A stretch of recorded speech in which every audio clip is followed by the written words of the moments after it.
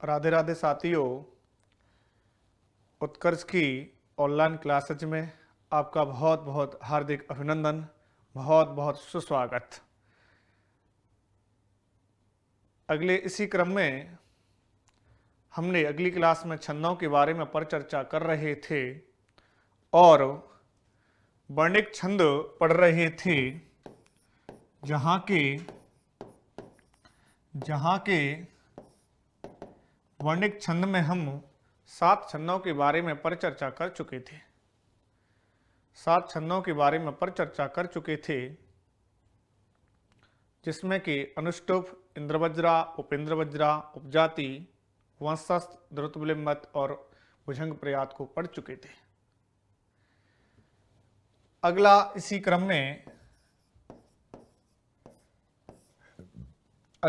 क्रम में हम पढ़ेंगे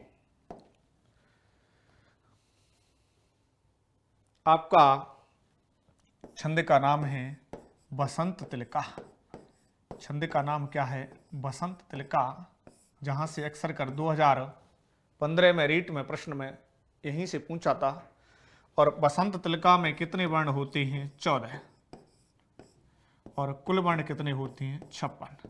और आपको एक ही बात ध्यान करनी है कि जहां हम वर्ण गिनेंगे और 14 वर्ण दिखाई देंगे तो आपका कौन सा छंद होगा? बसंत तिलका। जैसे उदाहरण, जैसे रात्रि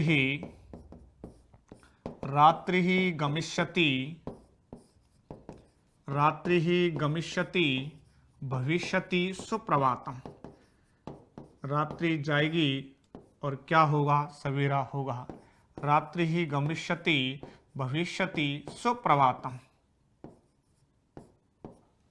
तो एक बार गिनेंगे वर्ण। आप देखो, 1 2 3 4 5 6 7 8 9 10 11 12 13 14। तो कहने का मतलब बसंत तिलका छंद हुआ और कितने वर्ण हो गए? 14। और जहां 14 वर्ण दिखाई देंगे वहां कौन सा छंद होगा? आपका बसंत तिलका। अगला इसी क्रम में छंद का नाम है मालिनी। छंद का नाम क्या हुआ? मालिनी। वर्ण कितने होते हैं? 15। 4 चरणों में कितने होंगे? 60। और उदाहरण,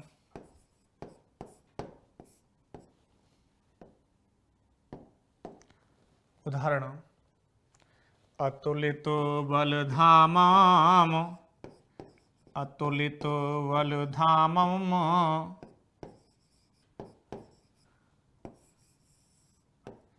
हेमशैलाबुदेहम।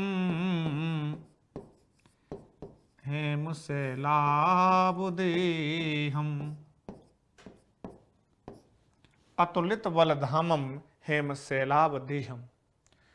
देखो, गिनेंगे 1 2 3 4 5 6 7 8 9 10 11 12 13 14 15।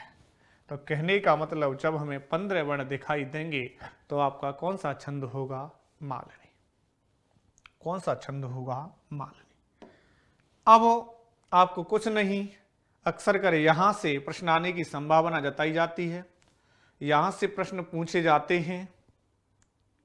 अब आपको केवल वर्ण गिनना है। मंदाक्रांता और शिखरणी।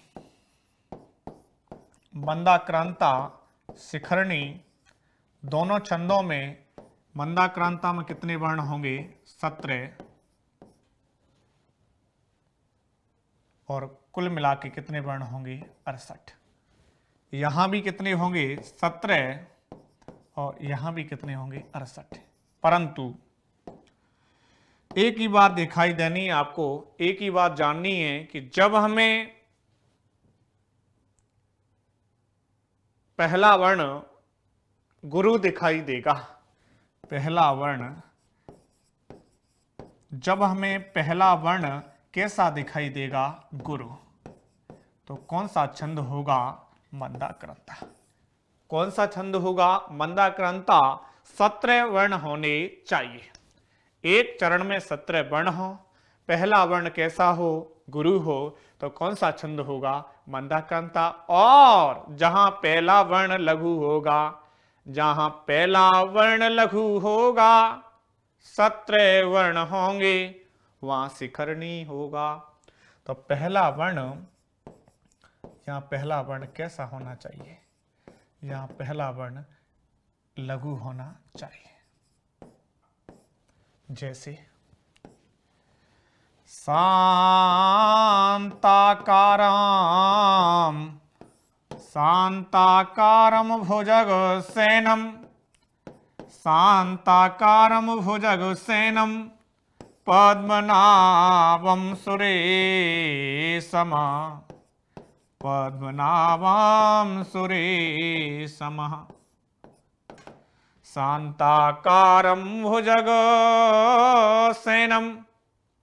पद्मनाभं सुरेशमः विश्वाधारं गगनसदृशं मेघवर्णं सुमांगमं लक्ष्मीकान्तं कमलनयनं योगमिर्ध्यानगम्यं वन्दे विष्णुं भवभयहरं सर्वलोकैकनाथं। बोलो विष्णु भगवान की जय, राधा रानी की जय। क्योंकि राम नाम अति मीठा है, कोई गा के देख ले, आ जाते हैं श्याम जी बुला के देख ले। राम नाम अति मीठा है, कोई गा के देख ले, आ जाते हैं ठाकुर जी बुला के देख ले। बुला के देख ले, भाव होना चाहिए, प्रभु अवश्य आते, प्रभु का भाव होना चाहिए, क्योंकि भाव के भूखे हैं भगवान,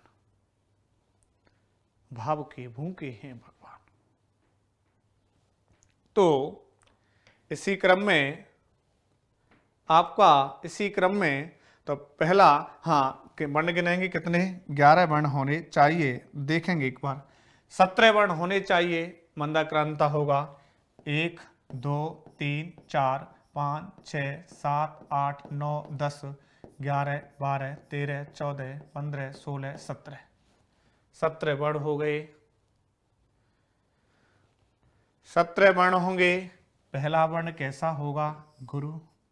पहला वर्ण कैसा होगा? गुरु। वह कौन सा छंद होगा? कौन सा छंद होगा? मंदाक्रांता। कौन सा होगा? मंदाक्रांता।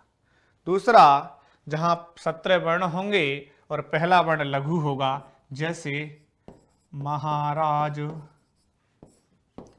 महाराज श्री मन जगती यस साते धवलते।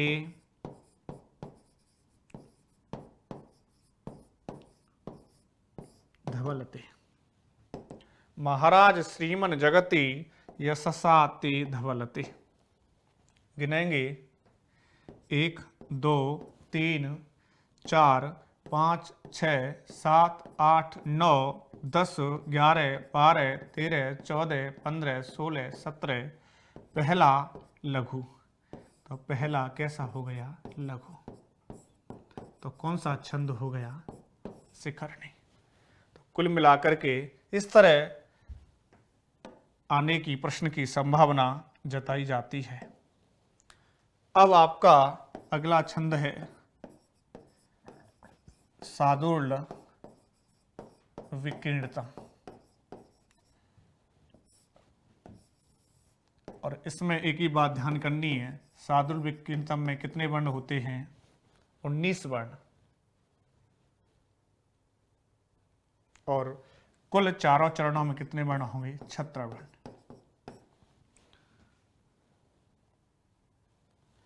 और अगला और अंतिम श्रगधरा, और श्रगधरा में कितने वर्ण होते हैं? 21, और 21 गुणा 4 चरण होते हैं, तो कुल वर्ण कितने हो जाएंगे? 84। तो एक ही बात ध्यान करनी है, जब हमें 19 वर्ण दिखाई देंगे, अगली जो 2018 में रीट में यहीं से प्रश्न पत्र में आया था सादुल विकीर्णतम से, परंतु एक चरण में 20 वर्ण होने के कारण वह गलत मान लिया गया। तो आपको ध्यान करना है, सादुल विकीर्णतम में कितने होंगे? 19, और श्रगधरा में कितने होंगे? 21। जब 21 वर्ण एक चरण में दिखाई देंगे, श्रगधरा एक चरण में 19 होंगे, तो सादुल विकीर्णतम का प्रयोग किया जाएगा। तो यह हम पढ़ रहे थे, यह कौन से छंद थे? यह हम पढ़ रहे थे, कौन से छंद थे? वर्णिक छंद, क्योंकि जहां वर्ण गिने जाते हैं उन्हें वर्णिक छंद कहा जाता है। तो हमने वर्णिक छंद पढ़े। तदुपरांत में अभी हमने परिचर्चा की मात्रिक छंद केवल एक है। कौन सा? मात्रिक छंद केवल एक है। कौन सा? मात्रिक छंद है आर्या। लक्षण या इसका पहला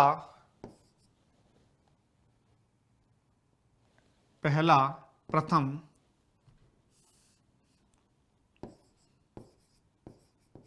पहला और तृतीय चरण।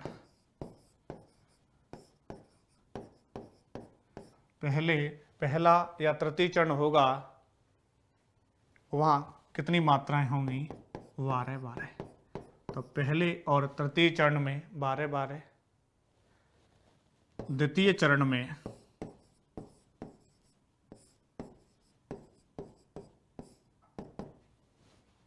18, और चतुर्थ चरण में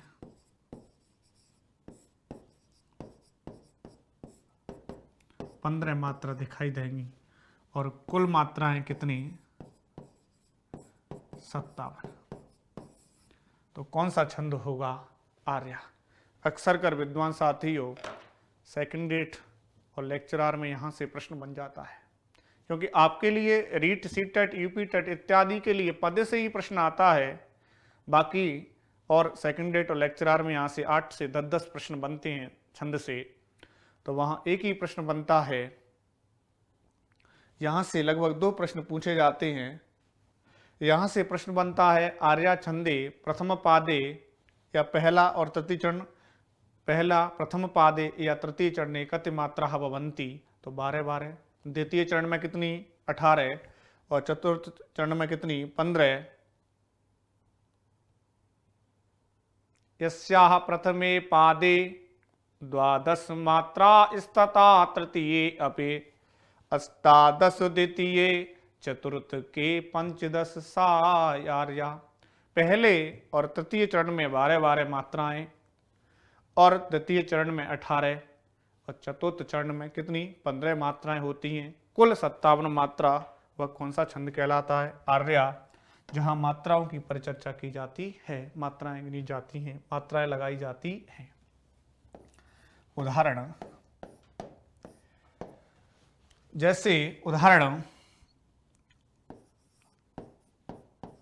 अपरितोषाद विदुषाम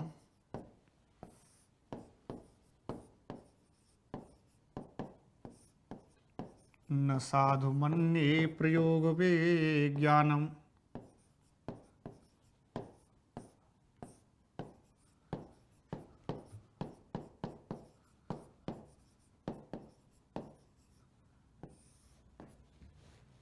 न साधु मन्ये प्रयोग विज्ञानम वलवदपि शिक्षितानाम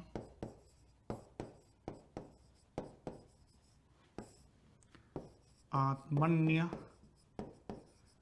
प्रत्ययम चेतः।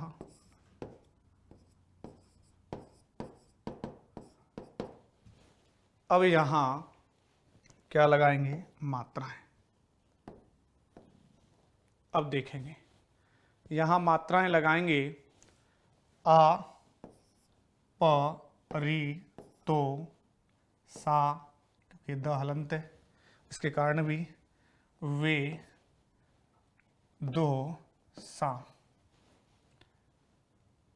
आ, प, आ गुरु, प लघु, री लघु, तो गुरु, सा गुरु, द हलंत होने के कारण नहीं गिना जाएगा, नहीं मात्रा लगेंगी। वी लघु, दो लघु और साम गुरु। तो एक बार 2, एक 3, 4, 2 6, 2 8, एक 9, एक 10 और 10 और 2 12। तो प्रथम पाद में कितनी मात्राएं हो गई? 12। अष्टादश द्वितीय, द्वितीय पाद में कितनी होनी चाहिए? 18। जैसे कि न, सा, धु, म संयुक्त वर्ण के कारण गुरु, ये आपका गुरु, प्र, प आगे आ गया, र लघु, यो, ग लघु, और वी आपका, वी क्या माना जाएगा? गुरु, क्योंकि वी है तो छोटा परंतु ज्ञा, ज और य से संयुक्त वर्ण से होने के कारण वी भी गुरु, ज्ञा भी गुरु। और न है लघु परंतु म अंतिम वर्ण है पीछे और हलंत है, आधा वर्ण है, इसलिए न भी गुरु।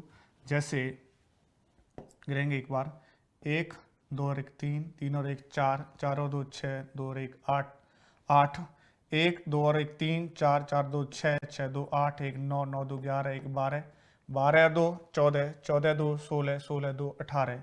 तो कहने का मतलब द्वितीय पाद में कितनी मात्राएं? 18। क्लियर बात? द्वितीय पाद में 18 मात्राएं होंगी। अगला व, ल, व, द, पे से, यह गुरु होगा क्योंकि क और स से बना हुआ है। यह लघु, ता, ना। एक बार गिनेंगे, 1 2 3 4 5, 5 और 2 7, 7 और 1 8, 8 और 2 10, 10 और 2 12। तो तृतीय पाद में कितनी? 12। आ गुरु, आत्मन्य, आ गुरु, म भी कैसा हो जाएगा? न और यह संयुक्त इसलिए गुरु। यह भी कैसा हो जाएगा? प्र, प और र से मना है, गुरु। रवि, त और यह संयुक्त होने के कारण कैसा? गुरु। यह कैसा? लघु, और यह अनुस्वार के कारण गुरु, चे भी गुरु और त भी गुरु। 2 4 6 8 9 11 13 15। तो कहने का कारण चतुर्थ पाद में कितनी? 15 मात्रा है। तो ये प्रथम और तृतीय पाद में या पहला और तृतीय चरण में, प्रथम और तृतीय पाद में या पहले और तृतीय चरण में कितनी मात्राएं? 12 12। द्वितीय पाद में 18 और चतुर्थ में 15 मात्राएं दिखाई देंगी। तो यह कौन सा छंद होगा? यह आर्या छंद होगा। और केवल मात्रिक छंद कौन सा है? आर्या। यह कौन सा छंद हो गया? यह कौन सा छंद हो गया? आर्या। साथियों, हमने, आप और हमने छंद पढ़े, तो कुल मिलाकर के मात्रिक छंद 1 पढ़ा और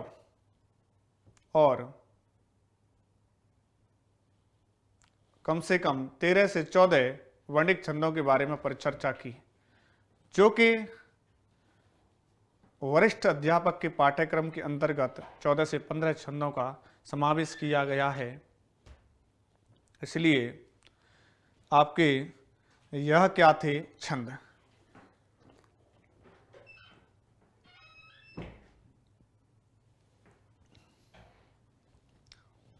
रीट, सीटेट, यूपीटेट, एमपीटेट इत्यादि एग्जामों में, इत्यादि परीक्षाओं में यहाँ से अक्सर कर यहाँ से आपके लिए एक प्रश्न बनता है, जो कि वो पद्य आता है, उसी पद्य से ही आपके लिए प्रश्न पूछा जाता है। तो एक बार बोलेंगे, बोलो वृंदावन बिहारी लाल की जय, राधा रानी की जय। आपका यह छंद प्रकरण था। इसी क्रम में आगे बढ़ते हुए आनंद के साथ में यहाँ से आपके लिए एक प्रश्न पूछ लिया जाता है, जैसे कि राजस्थान सरकार में रीट हुआ, अगली वर्ष यहां से एक प्रश्न आया और हमारे टॉपिक का नाम है प्रश्न निर्माण।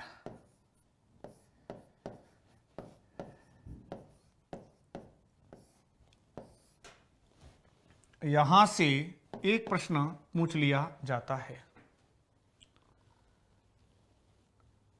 तो आपको किम शब्द किम वाने होता है कौन, जो कि सर्वनाम शब्द के पुल्लिंग, स्त्रीलिंग, नपुंसकलिंग तीनों में शब्द रूप आने चाहिए। मैंने पहले भी बताया सर्वनाम शब्दों में संबोधन नहीं होता है। तो किम वाने क्या होता है कौन, किम वाने क्या होता है कौन, कुत्र वाने क्या होता है कहां, और कहां का मतलब स्थान, और कदा वाने क्या होता है कब, और कब का मतलब होता है समय। यह आपको आना चाहिए। कौन कौन किम शब्द के रूप कुत्र स्थान के लिए प्रयोग किया जाता है और कदा समय के लिए प्रयोग किया जाता है। तो यहां से आपके लिए एक प्रश्न बनने की संभावना है। तो जैसे पहले, सबसे पहले आप किम शब्द के रूप और जो भी पुल्लिंग में,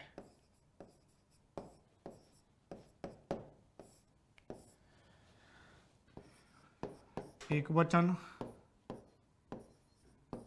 द्विवचन, बहुवचन,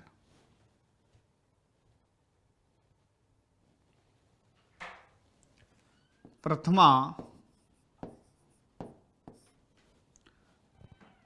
द्वितीया,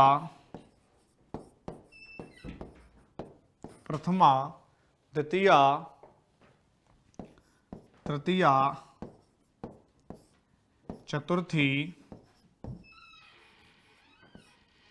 पंचमी, षष्ठी और सप्तमी। क्योंकि सर्वनाम शब्दों में संबोधन होता नहीं है। जैसे कह,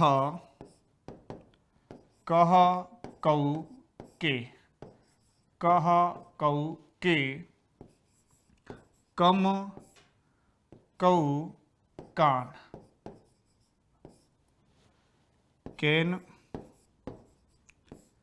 काभ्याम, केन काभ्याम कई, केन काभ्याम कई, कस्मै काभ्याम केभ्यः, कस्मै काभ्याम केभ्यः, कस्मात्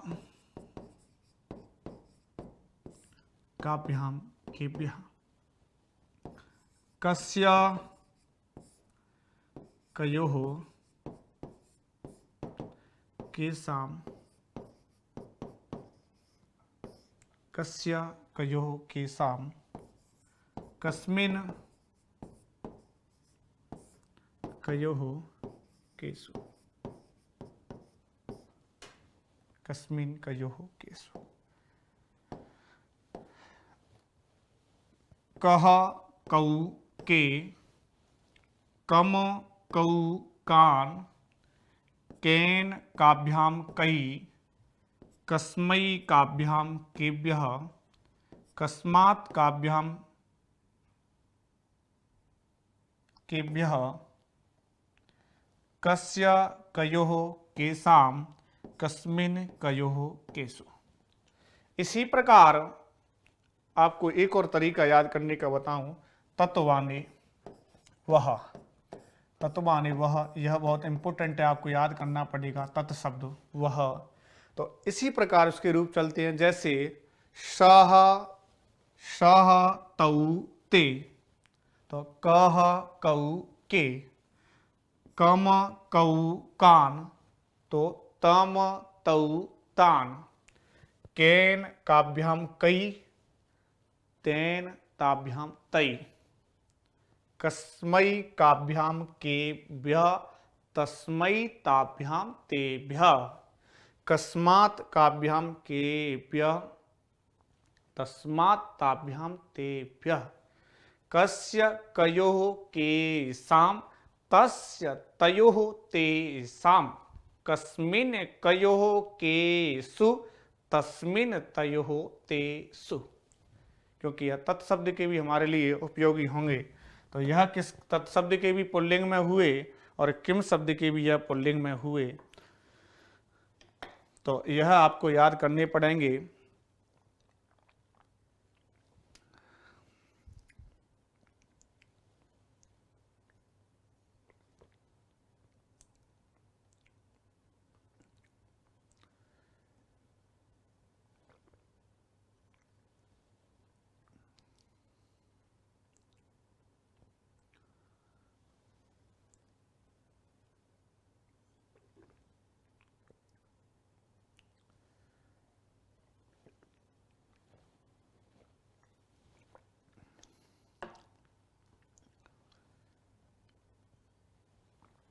अगला इसी क्रम में साथियों, किम शब्द का पुल्लिंग का हमने रूप शब्द रूप बनाया पढ़ा, उसी प्रकार अब किम शब्द का कौन सा पढ़ेंगे? स्त्रीलिंग। कौन सा पढ़ेंगे? स्त्रीलिंग।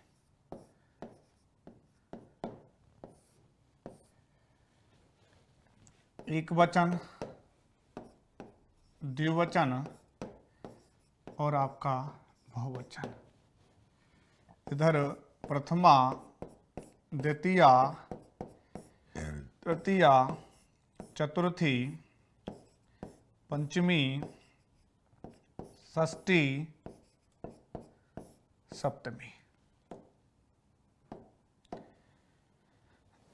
अब देखेंगे एक बार, का, के, कहा, का के कहा, काम के कहा, काम के कहा, कया,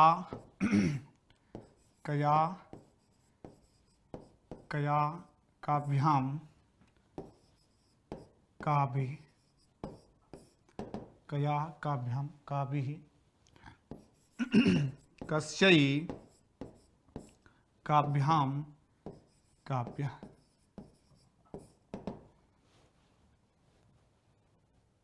कस्यै काभ्याम काभ्य। कस्या काभ्याम काभ्य। कस्या कयोः कासाम। कस्या कयोः कासाम। कस्याम कयोः कासु। देखेंगे एक बार, का की कहा, काम की कहा, कया काभ्याम काभि, कस्यै काभ्याम काभ्यः, कस्या काभ्याम काभ्यः, कस्या कयोः कासाम, कस्याम कयोः कासु। कस्याम कयोः कासु। इसी प्रकार तत्शब्द के स्त्रीलिंग में, तत्शब्द के स्त्रीलिंग में कैसे चलेंगे? सा ते ता। जैसे का के कहा तो सा ते ता। काम के कहा तो ताम ते ता। कया काभ्याम का भी तया ताभ्याम ता भी। कस्यै काभ्याम काभ्यः तस्यै ताभ्याम ताभ्यः।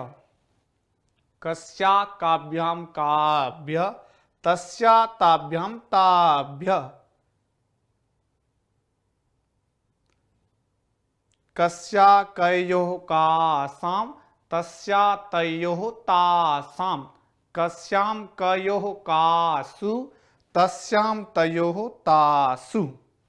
तो यह आपके किम और तत् के स्त्रीलिंग में हो गए। अब अगला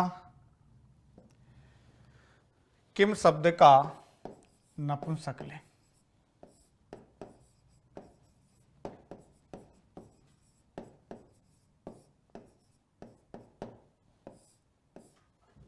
किम शब्द का नपुंसक लिंग।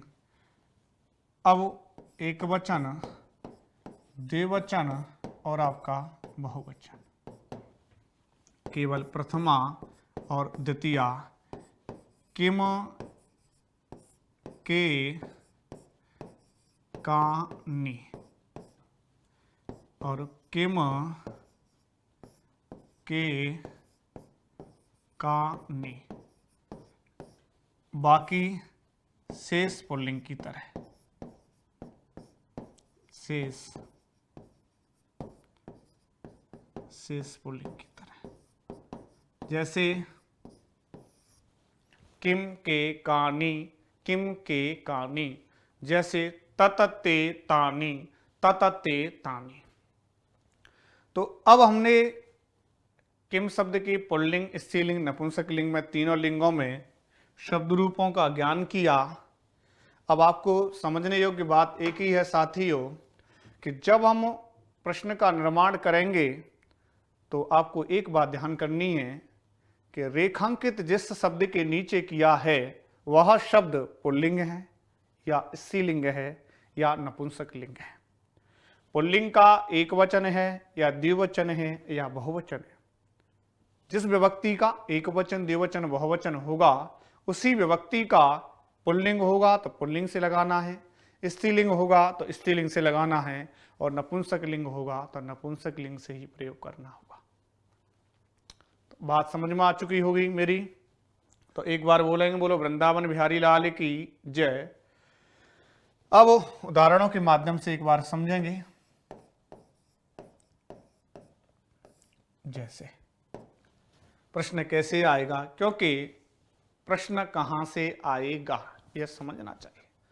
प्रश्न कैसा आएगा और प्रश्न का जवाब क्या होगा, इस बात को आप समझ जाओगे तो आप उसका कहने का मतलब आप उस परीक्षा, आप उस एग्जाम में वास्तविक रूप से सफल हो जाएंगे। जैसे प्रश्न आएगा,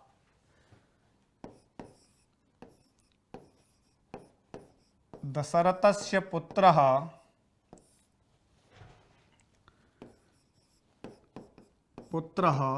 रामः। दशरथस्य पुत्रः रामः।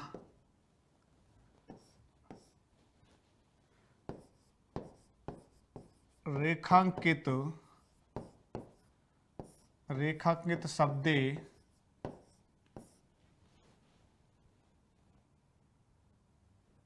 रेखांकित शब्द में रेखांकित शब्दे प्रश्न निर्माणम कुरु। प्रश्न निर्माणम कुरु, रेखांकित शब्द में प्रश्न का निर्माण करो। अब ऑप्शन में होगा का, कह, किम या कम। का, कह, किम, कम। तो सबसे पहले रेखांकित शब्द में प्रश्न निर्माण करो, इस तरह प्रश्न पूछा जाएगा। अब आपको सबसे पहले जैसे रेखांकित किस पर कर रखा है, राम शब्द पर कर रखा है। तो राम शब्द पर कर रखा है तो आपको सबसे पहले यह जानना चाहिए कि राम शब्द कैसा है, पुल्लिंग है, स्त्रीलिंग है, नपुंसक।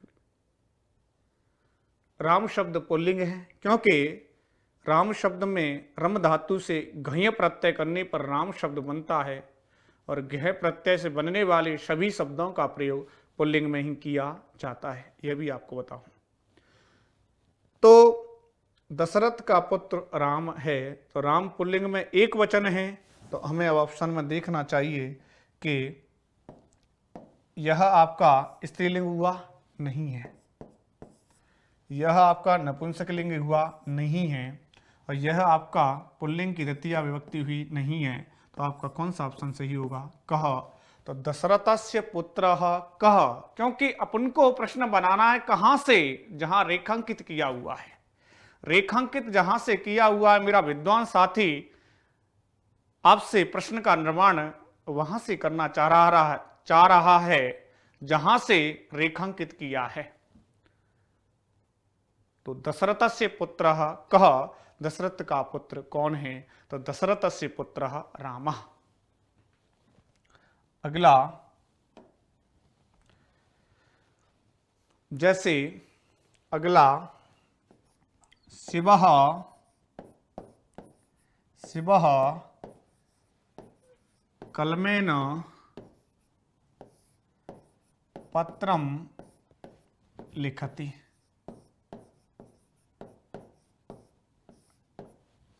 शिवः कलमेन पत्रम लिखति। अब आपके लिए रेखांकित कर रखा है कलम से। शिव कलम से पत्र को लिखता है। शिव कलम से पत्र को लिखता है। अब कलम आपके लिए रेखांकित कर रखा है, तो कलम शब्द कैसा है? नपुंसकलिंग है। तो कलम में ना, बाकी आपने देखा नपुंसकलिंग के किम शब्द के रूप प्रथमा और द्वितीया में किम के कहानी, बाकी पुल्लिंग की तरह। तो तृतीया में केन काभ्याम कई।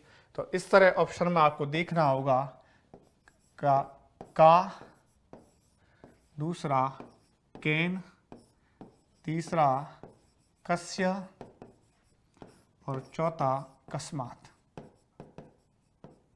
तो आपको क्या जवाब देना है? केन। क्या जवाब देना है? केन। कि शिवः केन पत्रेण लिख दी। शिव किसके माध्यम से पत्र लिखता है? शिव किससे पत्र लिखता है? किससे का मतलब कलम से। शिव कलम से पत्र लिखता है। क्योंकि मैं फिर एक बार बताऊं, आपको वही देखना है। पुल्लिंग स्त्रीलिंग नपुंसकलिंग का होगा तो वहीं से वही लगाना होगा। पुल्लिंग है तो पुल्लिंग के किम के शब्द, स्त्रीलिंग है तो स्त्रीलिंग के, और नपुंसकलिंग है तो नपुंसकलिंग के। जैसा कि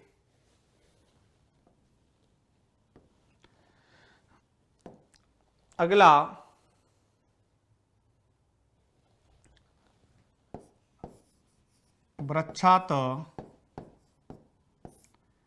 वृक्षात पत्राणि पतन्ति।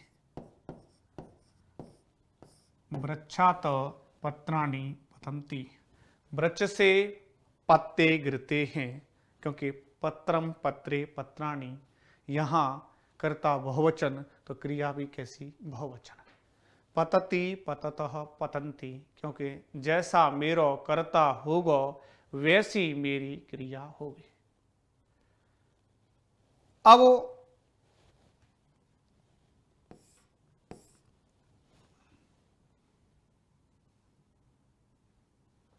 वृक्षात ऑप्शन में कस्मात, ऑप्शन में कस्यः, ऑप्शन में केन, ऑप्शन में सर्वे। तो आपको जवाब क्या देना होगा? कस्मात। कि कस्मात पत्राणि पतन्ति, किससे पत्ते गिरते हैं? तो पत्ते किससे गिर रही हैं? वृक्ष से। पत्ते किससे गिर रही हैं? वृक्ष से। यह आपको जवाब देना होगा। जैसे राजा विप्राय धनम ददाति।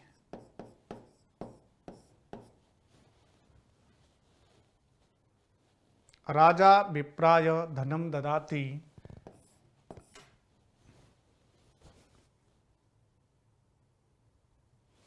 ऑप्शन में आपका कह, कस्य, कस्मै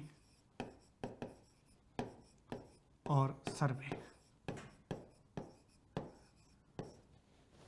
तो राजा विप्राय रामाय चतुर्थी विभक्ति, तो राजा कस्मै धनम ददाति, राजा विप्राय धनम ददाति। तो राजा किसको धन देता है? तो राजा किसके लिए धन दे रहा है? राजा ब्राह्मण के लिए धन को देता है। जैसे अगला,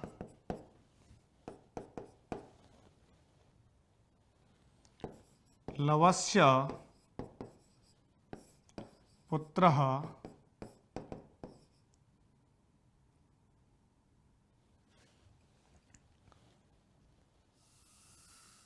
रामस्य पुत्रः लवः।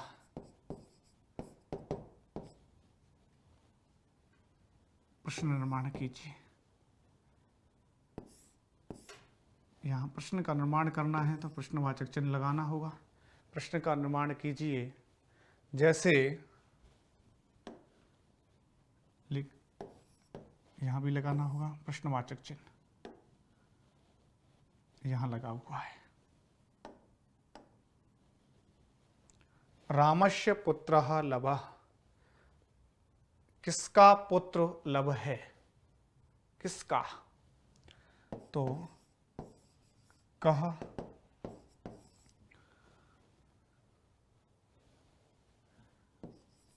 कस्य केन या का। तो किसका पुत्र है? तो कस्य कयोः केसाम और कस्मिन कयोः केसु। तो यहाँ क्या आएगा? कस्य। कस्य पुत्रः लव, किसका पुत्र है लव? तो किसका पुत्र है लव? रामस्य पुत्रः लव, राम का पुत्र है लव। तो आपको यह आना चाहिए। तो विद्वान साथियों, आपके लिए अक्सर कर आपके लिए यहाँ से इस तरह के प्रश्न बनने की संभावना जताई जाती है और आपको यह आना भी चाहिए, क्योंकि कहा गया है कि जिंदगी का निर्माण करने के लिए एक प्रश्न बहुत कुछ होता है। एक प्रश्न विद्यार्थी की तकदीर को बदल देता है और एक प्रश्न विद्यार्थी की तकदीर को जहां का जहां था वो वहां छोड़ देता है। क्योंकि दूसरी बात, संस्कृत भाषा के बारे में मैं बात करूं आपसे कि थोड़ा सा आपने 10th के बाद छोड़ दी, तो सबसे पहले जिसके बारे में हमें जानकारी नहीं है या हमने कुछ समय उसको पढ़ा, उसके बारे में दरअसल थोड़ा सा जानते हैं, तो उसको सबसे पहले अपन का भाव बदलना चाहिए हमें उसके प्रति। क्योंकि कहा गया है सकारात्मक सोच से लक्ष्य के प्रति यदि तत्पर रहेंगे तो सफलता जरूर मिलेगी। हमें हमेशा तैयारी करते समय सकारात्मक सोच रखनी चाहिए, क्योंकि आगे बढ़ना है, सकारात्मक सोच रखो। और आप नकारात्मकता पैदा करोगे तो आप निरंतर जिस विषय के बारे में पढ़ रहे हो, संस्कृत पढ़ रहे हो, आपने मन में कष्ट कर, आपने मन में एकदम पीड़ा सहन कर रहे हो कि संस्कृत मेरे को नहीं आती, संस्कृत नहीं आती, तो क्या पीड़ा से काम नहीं चलेगा। अपन को मेहनत करनी चाहिए और अच्छे ढंग से प्रयास करना चाहिए और अच्छे अच्छे विद्वानों का सहारा लेना चाहिए, विदुषियों का सहारा लेना चाहिए। और मैंने एक बात देखी है साथियों, जब हम किसी के प्रति भाव बदल देते हैं तो जो हमें कठिन लगता है वही सरल लगने लग जाता है। शायद आप क्लास ले रहे हैं मेरी, तो मुझे उम्मीद राधा रानी से, ठाकुर जी से कि आपको आनंद की प्राप्ति हो रही होगी, क्योंकि आपने मन बना लिया कि हम उत्कर्ष की ऑनलाइन क्लासेज में पढ़ रहे हैं, तो वहाँ सार्थकता का समावेश है, वहाँ सार्थकता का परिचय है। तो आप अक्सर कर बिल्कुल ही उसमें सफल होंगे। जैसे एक प्रश्न आ जाता है, शिवः धौलपुरम गच्छति। शिवः धौलपुरम गच्छति प्रश्न का निर्माण करें। तो मैंने आपको बताया कम, कुत्र, कैन या का, क्या आएगा? तो स्थान के लिए किसका प्रयोग किया जाता है? स्थान के लिए कुत्र शब्द का प्रयोग किया जाता है। तो शिवः कुत्र गच्छति, तो शिवः धौलपुरम गच्छति, शिव धौलपुर को जाता है, क्योंकि स्थान के लिए कुत्र शब्द का ही प्रयोग किया जाता है। यह आपका प्रश्न निर्माण पूरा हुआ और अभ्यास की आवश्यकता, आप अभ्यास करते रहें। आपको अच्छे ढंग से संस्कृत में बहुत अच्छे नंबर आएंगे। रीट, आरटेट, सीटेट, यूपीटेट, एमपीटेट, जहाँ इन व्याकरण का समावेश है वहाँ आपके बहुत अच्छे नंबर आएंगे, क्योंकि आदमी को सतत अनवरत प्रयास करने चाहिए, क्योंकि प्रयास ही सफलता की कुंजी है। और प्रयास भी ऐसे होने चाहिए सकारात्मक सोच के साथ। ऐसा नहीं प्रयास कर रहे हैं हम, प्रयास अनवरत कर रहे हैं, परंतु जिस विषय के बारे में पढ़ रहे हैं, जिस विषय का ज्ञान रख रहे हैं, उस विषय के बारे में नकारात्मकता सोच कर बैठे हैं, तो आपका प्रयास कैसा होगा? सार्थक नहीं होगा। तो राधा रानी के आशीर्वाद से, ठाकुर जी के आशीर्वाद से मैं आपसे यही उम्मीद करूंगा कि सकारात्मक सोच के साथ पढ़ें, क्योंकि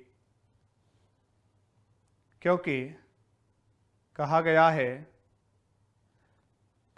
है कि हमें क्या काम दुनिया से, हमें क्या काम दुनिया से, हमारा गोविंद प्यारा है। हमें क्या इस जमाने से, हमारा नंदलाल, हमारा घनश्याम प्यारा है।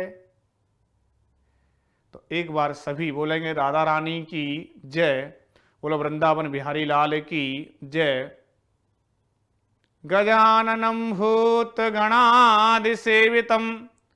कपित्थजम्बूफलचारुवच्चनम् उमासुतं शोकविनाशकारकं नमामि विघ्नेश्वरपादपङ्कजं, नमामि विघ्नेश्वरपादपङ्कजं। सर्वमङ्गलमाङ्गल्ये शिवे सर्वार्थसाधिके, शरण्ये त्र्यम्बिके गौरी नारायणी नमोस्तुते, नारायणी नमोस्तुते। जय जय Shri Radhe Shyam. Click on the subscribe button to subscribe to our channel. Press the bell icon on the YouTube app and never miss another update. Download Karsh app from Google Play Store. Karsh app is one-stop solution for your competitive exam preparation with lots of unique and amazing features like create your own custom test, add YouTube videos in app library, add web reference link for quick revision, make your own custom flashcards. For each chapter, you can give online test and analyze your performance. So download Karsh app now.